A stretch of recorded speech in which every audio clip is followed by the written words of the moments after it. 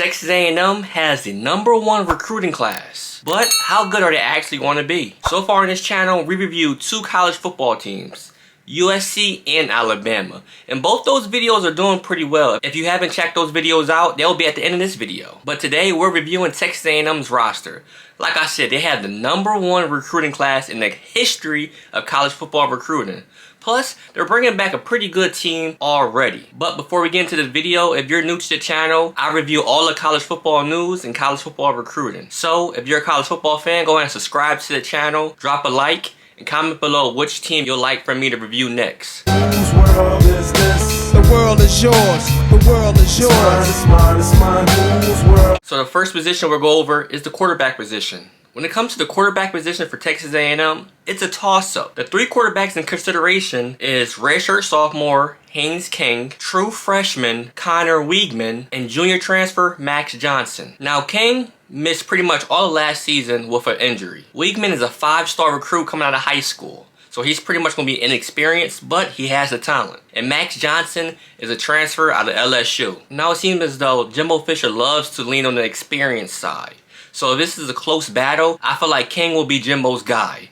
But do not sleep on 5-star recruit Connor Weigman. He's a big talent and he can be the starter next year. But now let's move on to the running back room. The 3 running backs are junior Devon Achane, you have redshirt freshman LJ Johnson, and you have sophomore Amari Daniels. When it comes to this group, it is about as clear cut as it gets. Devon Achane will take over lead back duties that he shared with Isaiah Spiller last year. Now LJ Johnson and Amari Daniels, who both had 20+ carries last year, will spell him. I don't see 4-star freshman Le'Veon Moss getting that much playtime or making a big impact this year. Now we have the wide receiver position. Now this group can be tricky as I only have 1 receiver penciled in that will be 100% a starter, and that is senior Anais Smith. Now that kind of sucks for 5-star freshman Evan Stewart, as I have both Anais and Evan Stewart penciled in as slot receivers. But there is no doubt in my mind when Texas A&M goes to 10 personnel and they have 2 slots on the field, both Anais and Evan Stewart will most definitely be on the field at the same time. Senior Caleb Chapman has been productive whenever he's on the field, but he has battled injuries throughout his entire career. And he may be getting pushed for playing time by an insanely talented redshirt sophomore, Damon Demas, at the X receiver position. The Z position is just as interesting as the X position, with veterans Chase Lane and Jalen Preston, who could potentially get pushed by the ultra athletic Yokeith Brown,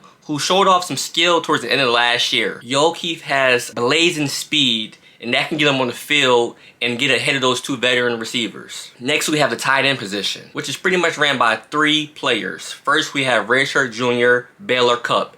Then we have 2 freshmen. One is Donovan Green, and the other one is Jake Johnson. Now, Cupp is a safe choice here. He's a former 5-star recruit himself, and this is his 4th year on campus. And he's finally getting his shot to be the main guy after playing behind Jalen Wydermer. But it's not out of the question to wonder if Cupp still has that 5-star potential that he once had coming out of high school.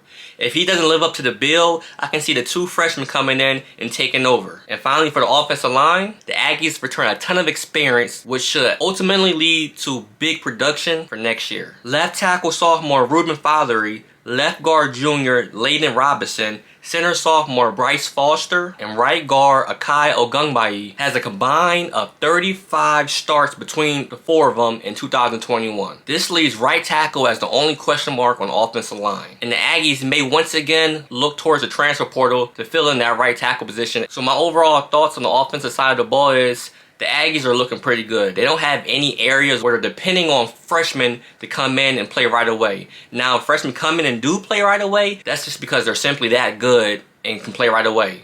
Example is Connor Weigman at 5-star quarterback, or the 5-star wide receiver Evan Stewart. But the Aggies don't necessarily need them to play right away.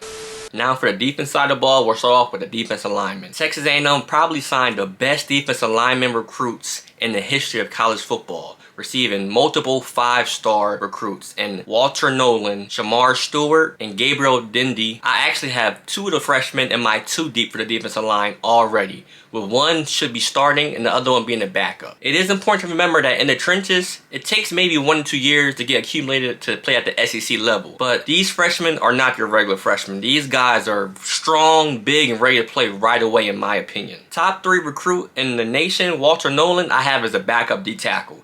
Then you have 6'6", 270-pound defensive end Shamar Stewart, who I think will start at defensive end this upcoming season. In my opinion, defensive end position will be a rotation of Jazion Harris and Elijah Judy on one side of the ball, while true freshman Shamar Stewart and Fadil Diggs handle the other defensive end spot. D tackle should be handled by 4 players in my opinion. Sophomore Shamar Turner, junior Isaiah Rikes, junior McKinley Jackson, and true freshman Walter Nolan. And now we move on to the linebacker position. Sophomore Mike linebacker Edgerrin Cooper really came on over the second half of last year's season to really establish himself as a playmaking linebacker. And he will look to anchor the 2022 defense much in the same way as Buddy Johnson did in 2020. At the will spot, the Aggies have some experienced options, and they will have to depend on those experienced players as one-time commit 5-star linebacker, the #1 linebacker in the country, Harold Perkins, decommitted and decided to commit and sign at LSU. So the fact that they lost Harold Perkins, they have to lean on those vets to come in and start for them. I have senior Chris Russell penciled in as a starter. And last but not least, we have the secondary. Corners Jalen Jones and Tyreek Chappell, and safeties Antonio Johnson and Damani Richardson seems locked in as the starters. But besides those guys, there's a ton of talent that will be pushing for playing time next year. Don't be surprised if 5-star freshman Denver Harris sneaks in that nickel package, or maybe push one of those older guys to start